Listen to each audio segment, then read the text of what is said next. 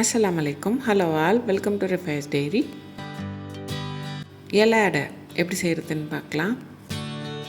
இந்த டிஷ்ஷை இலை கொலக்கட்டைன்னு சொல்லிக்கலாம். இது செய்கிறதுக்கு 200 கிராம் வெல்லத்தை மெல்ட் பண்ணுறதுக்காக கொஞ்சமாக தண்ணி, 1 கப் துருவின தேங்காய், 2 டீஸ்பூன் நெய், 1/2 டீஸ்பூன் ஏலக்காய் தூள். இதெல்லாம் இந்த இலை அடைக்குள்ளே வைக்கிற ஸ்டஃபிங்க்கான பொருட்கள். ஸ்டஃபிங் பண்ணுறதுக்கு ஒரு பேனில் 1 டீஸ்பூன் நெய் சேர்த்துட்டு, நெய் லைட்டாக சூடாகி வரும்போது துருவி வச்சுருக்க 1 கப் தேங்காய் சேர்த்துக்கணும். தேங்காய் கலர் மாதிரி வதங்கி வரணும்னு அவசியம் இல்லை. இதில் உள்ள ஈரப்பதம் போகிற அளவுக்கு வதக்கி எடுத்துக்கிட்டால் போதும். இந்த மாதிரி ஈரப்பதம் போனதுக்கப்புறம் இதை ஒரு பாத்திரத்துக்கு மாற்றி நல்லா ஆற வச்சுக்கணும்.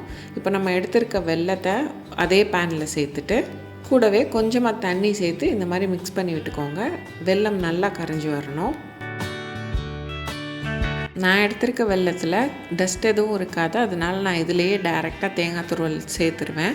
நீங்கள் எடுத்திருக்க வெல்லத்தில் டஸ்ட் எதுவும் இருக்கும் அப்படின்னா இதை நல்லா ஃபில்ட்ரு பண்ணி எடுத்துக்கோங்க. வெல்லம் இந்த மாதிரி நல்லா கரைஞ்சி வந்ததுக்கப்புறம் நம்ம வறுத்து ஆற வச்சுருக்க தேங்காய் துருவல் இது கூட சேர்த்து நல்லா கலந்து விட்டுக்கணும்.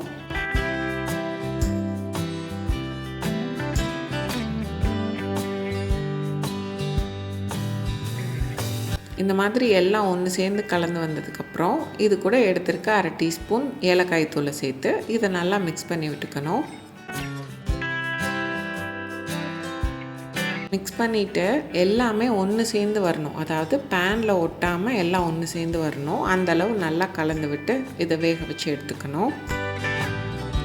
இந்த மாதிரி பேனில் ஒட்டாமல் வந்ததுக்கப்புறம் இதை தனியாக மாற்றி நல்லா ஆற வச்சுருங்க. இதுக்கு மேலே விட்டுட்டிங்கன்னா கெட்டியாயிரும், அதை நம்ம யூஸ் பண்ண முடியாது. இப்போது இலை அடைக்கான அவுட்டர் லேயர் அரிசி மாவு வச்சு எப்படி செய்கிறதுன்னு பார்க்கலாம். அது செய்கிறதுக்கு 1 கப் அரிசி மாவை, தேவையான அளவு தண்ணி, 1 டீஸ்பூன் நெய், கொஞ்சமாக உப்பு. ஒரு பாத்திரத்தில் நான் மொத்தமாக 1.5 கப் தண்ணி சேர்த்துக்கிட்டேன். 1.5 கப் தண்ணியை ஃபுல்லாக யூஸ் பண்ணிடுவோமான்னு கேட்டால் கிடையாது, நான் சூடு பண்ணி வைக்கிறதுக்காக எடுத்துக்கிட்டேன். இது கூடயே கொஞ்சமாக உப்பு சேர்த்து இதை நல்லா கொதிக்க வச்சு எடுத்துக்கணும். தண்ணி இந்த மாதிரி பாயில் வந்ததுக்கப்புறம் இதை எடுத்து தனியாக வச்சுக்கோங்க. இப்போ ஒரு பவுலில் நம்ம எடுத்துருக்க அரிசி மாவை சேர்த்துட்டு நம்ம சூடு பண்ணி வச்சுருக்க தண்ணியை கொஞ்சம் கொஞ்சமாக சேர்த்து இதை நல்லா மிக்ஸ் பண்ணி எடுத்துக்கணும்.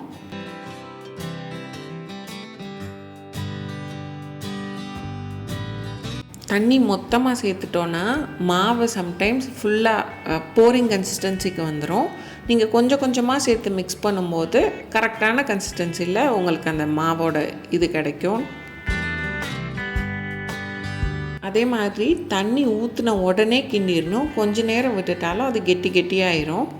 இந்தளவு நல்லா கலந்து வந்ததுக்கப்புறம் கையில் எடுத்து இந்த மாதிரி பிடிச்சி பாருங்கள், கரெக்டான ஷேப்புக்கு வந்துருச்சுன்னா எல்லாத்தையும் கை வச்சு ஒரு தடவை இந்த மாதிரி மொத்தமாக கலந்து விட்டு தண்ணி எடுத்து வச்சுக்கணும். இப்போ இலை அடை அரேஞ்ச் பண்ணுறதுக்கு நம்ம செஞ்சு வச்சுருக்க மாவு, ஸ்டஃபிங்ஸ், கொஞ்சமாக நெய், வாழை இலை இதெல்லாம் தேவைப்படும். கொஞ்சமாக நெய் எடுத்து கையில் நல்லா தடவிட்டு நம்ம செஞ்சுருக்க மாவுலேருந்து கொஞ்சமாக எடுத்து இந்த மாதிரி உருட்டி வச்சுக்கோங்க. உருட்டின மாவை இலையில் வச்சு நான் காமிச்சிருக்க மாதிரி அழுத்தி விட்டு ஒரு ரவுண்டான ஷேப்புக்கு கொண்டு வந்துக்கோங்க. நீங்கள் இந்த மாதிரி அழுத்தும் போது அப்பப்போ மாவு கையில் ஒட்டும், அது பிரச்சனை இல்லை. ஒட்டுற மாதிரி இருக்கும்போது நீங்கள் இன்னும் கொஞ்சம் கையில் நெய் தடவிட்டு இந்த மாதிரி தட்டிட்டிங்கன்னா கரெக்டாக வந்துடும். இப்போ நம்ம ரெடி பண்ணி வச்சுருக்க ஸ்டஃபிங்லேருந்து கொஞ்சமாக வச்சு நான் காமிச்சிருக்க மாதிரி இந்த மாதிரி அழுத்தி விட்டுக்கோங்க.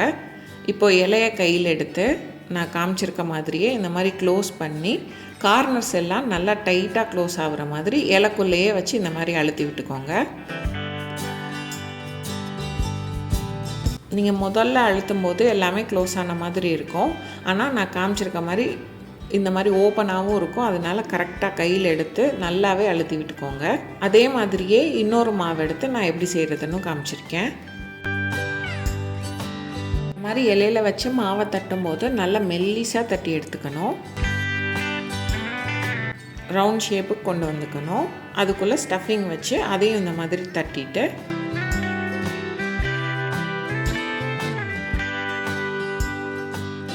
இலையை கையில் எடுத்து க்ளோஸ் பண்ணி சைடில் உள்ள எல்லாத்தையுமே வந்துட்டு சீல் பண்ணிட்டோம். இலை அடை தயாராகிடும். இதே மாதிரியே நான் மற்ற எல்லாத்தையுமே செஞ்சு எடுத்துக்கிட்டேன். இப்போ ஒரு இட்லி பாத்திரத்தில் தண்ணி நல்லா சூடு பண்ணிவிட்டு இந்த மாதிரி கொதி வரும்போது இதுக்கு மேலே ஒரு ஸ்டீமர் பிளேட், அப்படி இல்லைன்னா இட்லியை வைக்கிற பாத்திரம் அதை வச்சுட்டு நம்ம செஞ்சு வச்சுருக்க ஒரு இலையடையும் அரேஞ்ச் பண்ணிக்கணும். நான் காமிச்சிருக்க மாதிரியே அரேஞ்ச் பண்ணிக்கோங்க. எல்லாத்தையும் அரேஞ்ச் பண்ணிவிட்டு இதை மூடி போட்டு 10லேருந்து 15 நிமிஷம் வேக வச்சு எடுத்துக்கணும். 10லேருந்து 15 நிமிஷத்துக்கு அப்புறம் ஓப்பன் பண்ணி பார்த்தோன்னா இலை அடை ரெடி. ரொம்ப சூடாக இருக்கும், இதை இப்படியே எடுத்துடாதீங்க. நான் காமிக்கிற மாதிரி ஒரு கைப்பிடி வச்சு எடுத்துக்கோங்க. நான் ஓப்பன் பண்ணி காட்டுறேன், பார்க்கும்போதே ரொம்ப நல்லாயிருக்கும். இதை அப்படியே சூடாக சர்வ் பண்ணணுன்னாலும் சர்வ் பண்ணலாம், அப்படி இல்லைன்னா லைட்டாக ஆற விட்டுட்டு அதுக்கப்புறமா சர்வ் பண்ணுங்கள். நான் இப்போ பிச்சு காமிக்கிறேன். உள்ள ஸ்டஃபிங்கோடு அந்த இலையடை பார்க்குறதுக்கு ரொம்பவே நல்லாயிருக்கும்.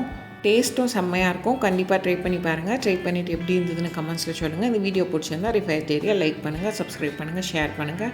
பக்கத்தில் இருக்க பெல் ஐக்கானை கிளிக் பண்ணி அதில் ஆல் என்ற ஆப்ஷன் செலக்ட் பண்ணிக்கோங்க.